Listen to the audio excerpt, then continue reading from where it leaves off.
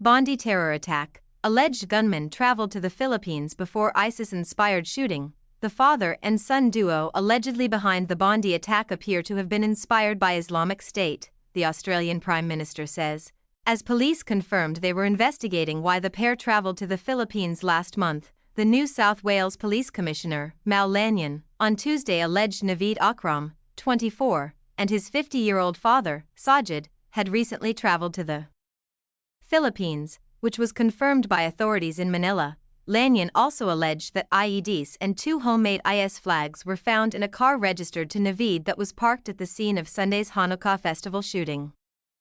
The reasons why they went to the Philippines, and the purpose of that, and where they went when they were there, is under investigation at the moment, Lanyon said. Anthony Albanese told reporters that it would appear that there is evidence that this was, allegedly, inspired by a terrorist organization, by ISIS. It's alleged the pair killed 15 people, with another 25 still in hospital on Tuesday. In the attack at the Sydney beach, Naveed was arrested at the scene and taken to a Sydney hospital with critical injuries.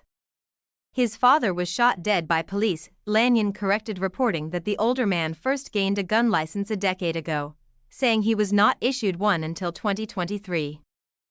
He said an initial application, lodged in 2015, had lapsed as no photograph was supplied for the license. A second application was lodged in 2020 for a Category AB license, which was issued in 2023. That license was issued despite his son, who worked as a bricklayer, coming under the attention of the Australian Security Intelligence Organisation, ASIO, in October 2019. Albanese has said ASIO had examined Naveed for 6 months because of his alleged associations with others, with the ABC reporting claims that the counter-terror investigation involved an Islamic State cell. The assessment was made that there was no indication of any ongoing threat or threat of him engaging in violence, Albanese said on Monday. Their overseas travel was confirmed by authorities in the Philippines, who described the Sajid as an Indian national. The Bureau of Immigration said the pair arrived on November 1, citing Davao, in the country's south, as their final destination in the Philippines. They left the country on November 28. Authorities will now consider if the trip, along with Sajid gaining a gun license and acquiring 6 firearms, and Naveed's suspected links to possible Islamic extremism in 2019, are strands of intelligence that should have been woven together before the attack to give a greater picture of any threat posed by the alleged terrorists.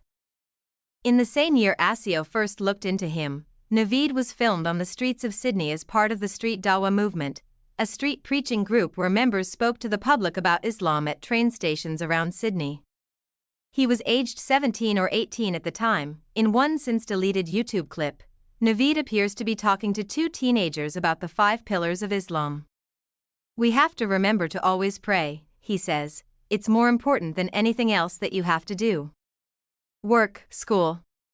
In another, he's seen handing out pamphlets outside Bankstown Station, and comments about how he was studying at TAFE. Guardian Australia reported on Monday that he gained an apprenticeship as a bricklayer after graduating from TAFE later that year. The group released a statement via social media on Tuesday, saying Naveed Akram is not a member of the Street Dawah movement organization and never has been, and that none of its members knew him personally. "He was a keen visitor at our Volunteer Sunday Community Muslim Faith Awareness programs in 2019 and volunteered to make a video with us and visited a few times," the group said, adding that it has had no contact with him since. Naveed has also been linked in media reports to another Dawah movement, led by hardline Islamic preacher Wissam Haddad. But a lawyer for Haddad said on Tuesday that he vehemently denies any knowledge of or involvement in the shootings that took place at Bondi Beach, while ASIO and NSW police confirm they had some knowledge of Naveed.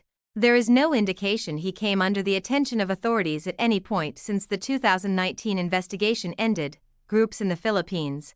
The trip to the Philippines appears to have come after Naveed told his boss he was unable to work as a bricklayer until 2026 because he had broken his hand boxing, and after he asked for all his work entitlements to be paid out. Speaking generally, Clark Jones, an ANU academic who has worked with imprisoned extremists in the Philippines, said it was difficult for tourists to undergo training with terrorist groups, generally based in the country's south. This is because of their geographic isolation and how dangerous it was to travel there. He noted, however, that other private military training, not linked to extremist groups, that was available in the Philippines. Jones also said there were strong intelligence connections between the countries which should enable Australian authorities to uncover what the duo were doing during the visit.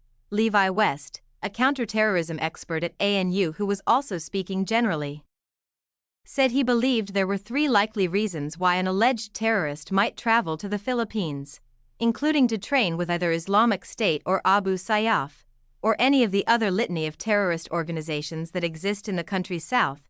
On the same island where Davao is located, it's equally possible that someone could engage with entirely legal military training, West said.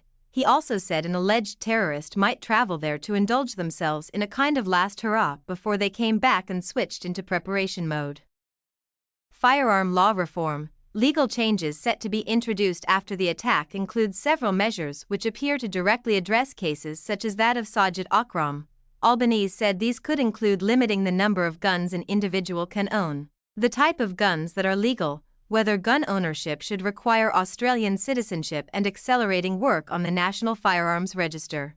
The NSW Premier, Chris Minns, also said police should be able to consider criminal intelligence, not just a criminal record, when assessing a gun license application. If we can craft a law that the police commissioner can say, "I've got concerns about this person, I don't want them having access to a gun," notwithstanding the fact they don't have a criminal record, that is the kind of legislation we want to see, Minns said. In her first comments about the attack, the Australian Federal Police Commissioner, Chrissy Barrett, said there was no evidence to suggest other individuals were involved in what appeared to be an Islamic State-inspired attack.